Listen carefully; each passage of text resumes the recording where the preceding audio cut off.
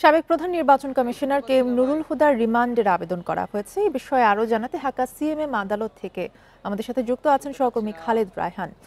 খালেদ, সাবেক সিসি নুরুল হুদাকে কখন নাগাদ আসলে আদালতে আনা হতে পারে কি জানতে পেরেছেন, এবং কোনো ধরনের হেনস্থা যাতে না হয় সেই জন্য কোনো আইনি উদ্যোগ বা আইন শৃঙ্খলা বাহিনীর উপস্থিতি দেখা যাচ্ছে কিনা?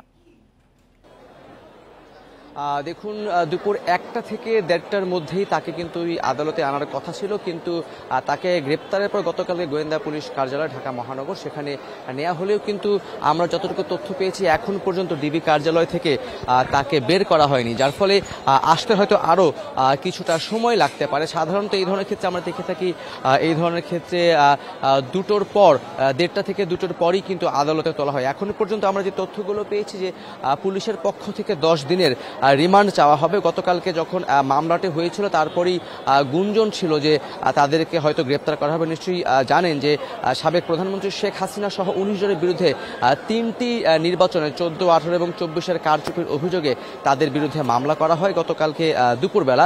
তারপরেই সন্ধ্যার পরে আমরা দেখেছি যে তাকে কিন্তু স্থানীয় যারা ছিলেন তারা তাকে প্রথমে বাসা থেকে নামায় এবং তারপরে পুলিশের কাছে তাদেরকে দেওয়া হয়। প্রথমে আটক দেখালে উত্তরা পশ্চিম থানায়, তারপরে শেরেবাংলা নগর থানার মামলা তাকে গ্রেপ্তার দেখানো হয়। তার বিরুদ্ধে যে অভিযোগগুলো আনা হয়েছে সেগুলো হচ্ছে যে 18-র যে নির্বাচন সেই নির্বাচনীতে প্রচুর কারচুপি করা হয়েছে এবং একই সঙ্গে সেই নির্বাচনটিতে দিনের ভোট আগেই রাতের বেলা করে ফেলা হয়েছিল এমন অভিযোগও তার বিরুদ্ধে কিন্তু আনা হয়েছে। একটি মামলায় কিন্তু সাবেক প্রধানমন্ত্রী শেখ হাসিনা ছাড়াও আরও তৎকালীন 3টি নির্বাচনের সময় যারা পুলিশের প্রধান ছিলেন তাদের নামও রয়েছে, স্বরাষ্ট্রমন্ত্রী সাবেক তার নামও রয়েছে এবং 3জন যে প্রধান নির্বাচন কমিশনার ছিলেন তাদের নামও কিন্তু আমরা দেখেছি। সেক্ষেত্রে একজনকে গ্রেপ্তার করা হয়েছে, বাকি দুজনকে দেশে আছেন কিনা সাবেক প্রধান নির্বাচন কমিশনার সেই বিষয়টি এখনো নিশ্চিত নয়। তবে তাদেরকেও যে গ্রেপ্তারের প্রক্রিয়া বা অভিযান সেটি কিন্তু চলমান রয়েছে বলে কিন্তু আইন শৃঙ্খলা বাহিনীর পক্ষ থেকে জানানো হয়েছে। এখন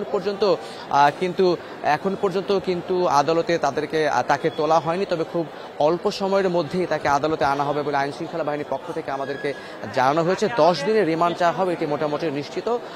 বলা যায় এই ছিল এই কোর্ট প্রাঙ্গণ থেকে আমার কাছে সর্বশেষ। খালেদ রায়হান জানাচ্ছিলেন সিএমএম আদালত থেকে।